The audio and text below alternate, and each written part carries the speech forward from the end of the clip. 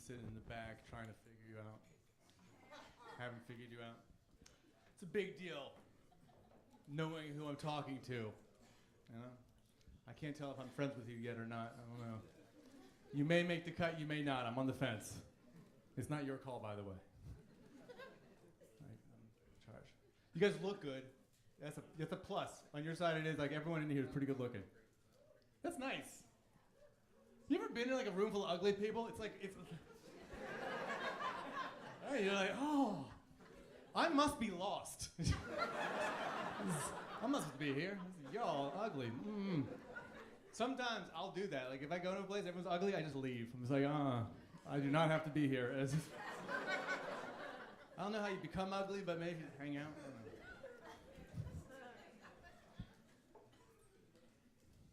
My name is Matt. I say provocative things for a living. It's very fun. I'm going to say some things you may not agree with. I promise nothing is poorly thought out. I've spent years thinking about the crazy shit I'm about to say, and I am right. So I say this part first in case you wish to yell something out, because currently at that moment you will be wrong. So just don't do it. I'm just kidding. I welcome all people. Because I talk about the things I've noticed. Like I am 39 years old. That is my age. That is becoming more and more important of how to judge someone, I've noticed, than anything else in this world. Not race, not gender, age. Age is like, for instance, everyone 25 and younger are idiots.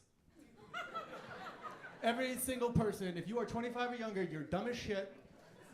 You're not fooling anybody.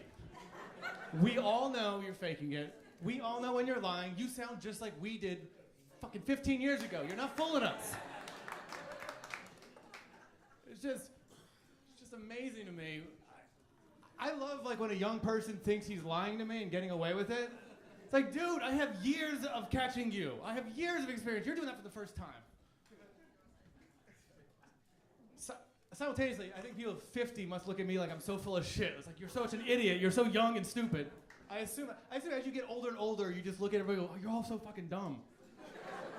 I cannot believe this. And that's, I think, why old people are so angry. Because they're like going, you're all so fucking stupid. If I were just young again, we're all going, what are you talking about?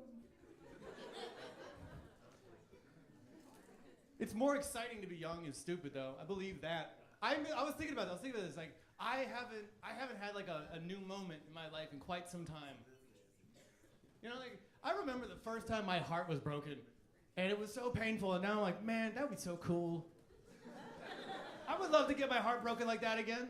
You might be like, what? Like, yeah, but the way, like, when you were like young, everyone was like everything, oh. That was a great time. To be heartbroken as a kid is great. To be heartbroken as an adult sucks. No one's gonna hug you and tell you it's gonna be okay, you're gonna find someone. No. You should have found someone. As an adult, you're crying like that. You should have done that when you were 12. I have wisdom that I share with younger people. First of all, younger people, just know that older people are afraid of you. I have noticed this, and it's peculiar, but maybe it's because I'm getting older now, but I've noticed that there are these things called millennials, and everyone's afraid of them. Like, everyone's like, we must address these millennials. Like, don't ever take your eyes off of millennials. Millennials must... It's like, we're still alive also, you know? Like, shut up, you're dead already. We have to focus on this group of people. But there's fear. It's not like a joy of meeting new people. It's a fear, and I realized why. I saw that movie, Invasion of the Body Snatchers.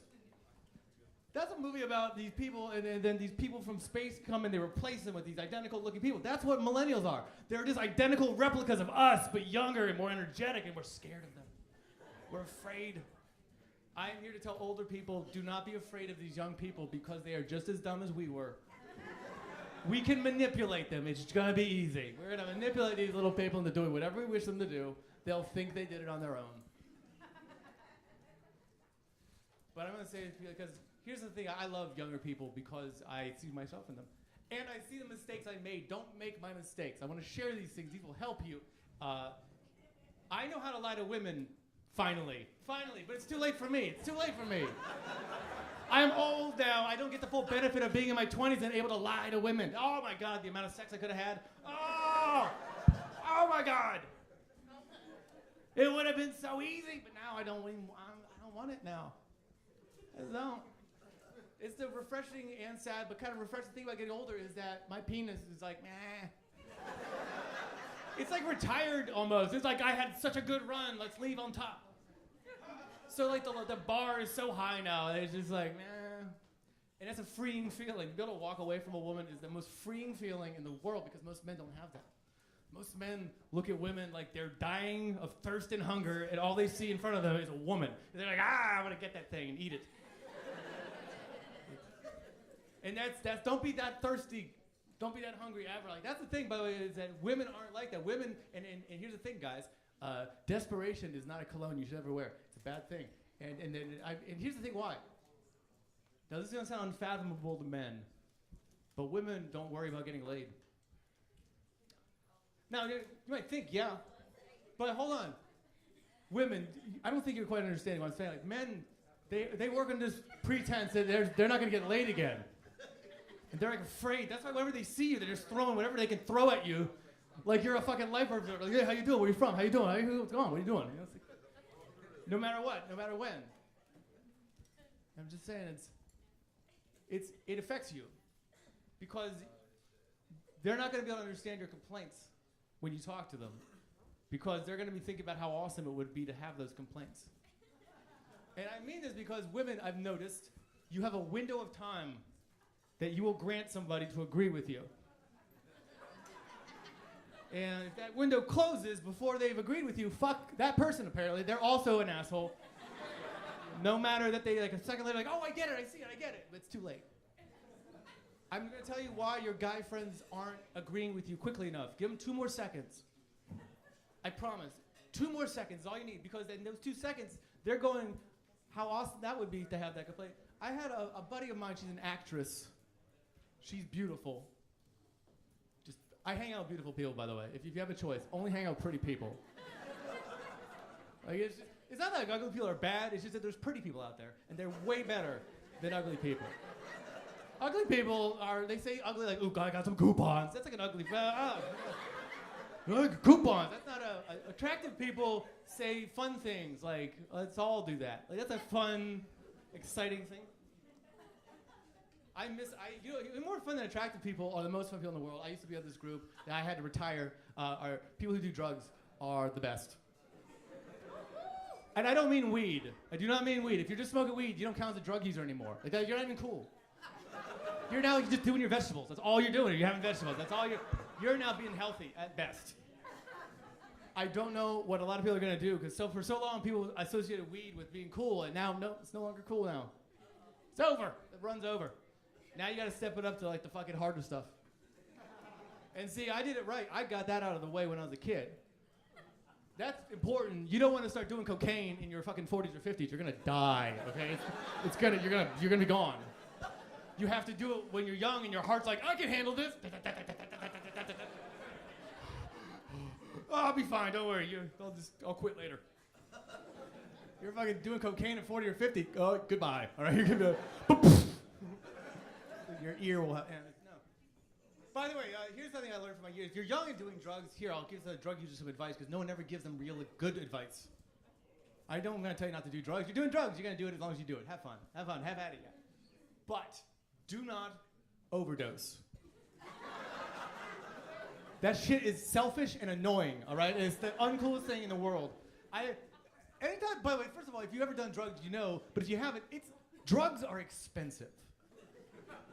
And it takes a lot of drugs to overdose. A lot. I don't care. It's not like a sniff a line, you're dead. No, it takes a lot. So whenever you hear about someone who overdosed, that means that they went to someone's party, they saw a bunch of cocaine, and they're like, I guess it's all for me now. And they went,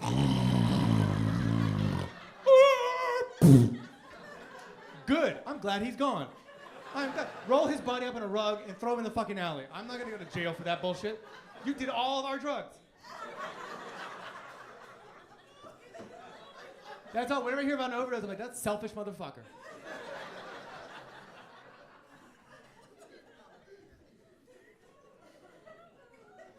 I've done every. Oh, here's another rule.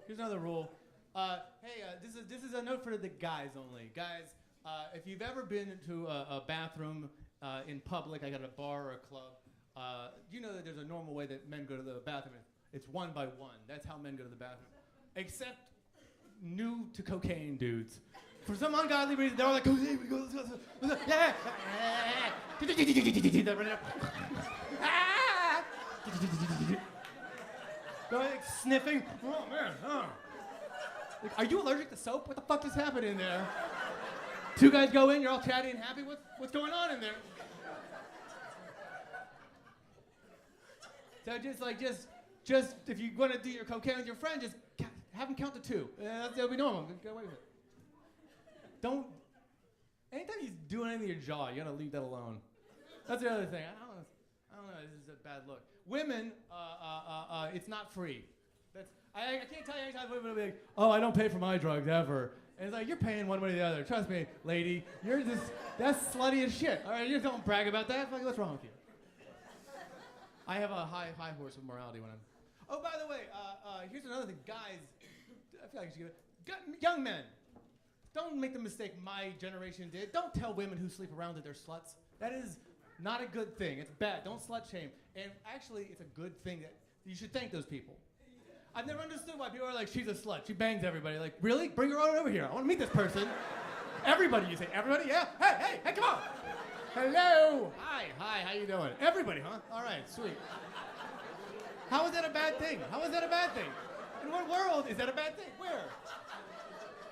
But no, I don't like that. Yeah, you do. You want that. Yeah, you do. What's wrong with you? I think it's ugly people. I really think it's like ugly people are the worst thing in the world, because ugly people have done shit like ugly people have morality and religion are things I'm religious. I put that on. But anyway, the morality is all the ugly people came up with rules. Like, you got to find that one person. She's the one person for you. The one. There's a lot of people for each one of us. That's an ugly person thought. If you only think there's one person in this world for you, like, she's the one and only one, like, dude, you're ugly as shit. Like, there are a lot of people. There's a lot of different ways you get to fall in love a lot of times in your life. It's like the best part of life. Could you imagine only having one person? What a horrible, ugly way to live. Also, ugly women are bad, and I'll tell you why. Because they lie to the attractive ones, and they make those attractive ones get their heart broken. I'm gonna prove it right now. I'm gonna say something, and every woman in here, just think it. I bet you can imagine the ugly person who told you this thing. You're gonna flash, and I don't need to say it out, but you go, you're right. And it's that person who told women that you gotta wait a certain amount of time before you sleep with a guy. Otherwise, he won't value you or the relationship that you have. Imagine in your head, there's that well-meaning, ugly, older woman who said that thing to you, thinking that she was protecting you, and she was not. See, she hadn't slept with enough people to understand that there's a fundamental disconnect between the way that women approach sex and men do. And women approach it, and if I'm wrong, you're more than welcome to yell it at me. They approach it to cement something, to make it real, to confirm it. I don't know if I like him, maybe I like him. This is the thing I do that makes it that. There's an emotional quotient to it. It makes something. Guys, does anyone think of sex like that? Anyone in here think of it like, this is how I'm going to prove my love. This is how I'm going to make it real.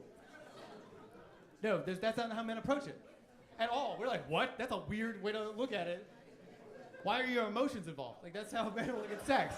Like, what are you doing with that? Like, that's two separate things. That's here. Like, what are you doing? There's a stomach between that. How's that going to do? Are you hungry sometimes? Like, it's funny, but it also leads to this thing happening where a woman will meet the right guy. And here, I bet I'm going to name every woman in here. If I'm wrong, tell me. Every woman in here has met one guy, and they did everything right. Exactly right. It was perfect. Everything, the stars aligned. You know, the guy was the right guy. You got to know each other. It was fucking magical. You know, they waited. Whatever the fuck period of time is exactly what you needed. They waited. And on the right night, in the right moment, you didn't have sex, you made love. It was perfect. And then he didn't call you back. He was gone in the wind. And you're like, what happened? And you're sad, and you're telling your friends, I don't know what happened. What happened? I will tell you why he didn't call you back. He did not like you. But he did not know until he came. He didn't know. Because his dick was like, you love her, she's the best. And the heart was like, I don't know if she's the one. And then, but no one listens to this. No one listens to this, but less of all this. And then, so if you want to be happy, and I mean this truthfully, women, when the next time you meet someone and you like them, you're interested in them, fuck them immediately. Like that night, like on the first date, when he gets off stage, at some point, you just run up and you grab him and you take the initiative. You know what I'm saying? Could you imagine if after the show, some woman just ran up, they're like, dude, how good was he on stage? Dude, literally, she ran up and just started fucking him. Even he seemed a little bit surprised, actually. He was a little, but grateful. He was grateful. I like you, Pete. Decided I like you. That's good. Well, my friends, I like to tell my friends though. I like to talk about race and religion more than anything else in the entire fucking world. I love it because of just how uncomfortable everyone gets at some point. But I believe also that everybody's wrong pretty much in everything I've noticed. But I don't really try to push the point because people get real serious about that kind of stuff. But like, I was thinking about this, how white I am. I was thinking about how white I am. Which is, by the way, that is, if you ever heard the term white privilege and you're white, it just means the ability not to have to worry about thinking about race. That's all white privilege is we don't think about being white. White people just don't. That's not part of our identity, being white. It's just kind of like, oh, it's part of it. But it's like a thing, man. It's a thing. And I had a buddy of mine say the most racist thing in the world to me, and I don't even know if he realized it, but I was just like, oh my God. I make people comfortable to say that kind of shit to me. Like I guess I have that look. Like I look like I'd be like, yeah, they're just like that. You know, like, and I'm like, oh. And he said this. He said, God damn it, Matt. Yeah, I swear to God. He's like as Southern as you can get. But nice guy otherwise. Besides the screamingly racist shit he just said to me.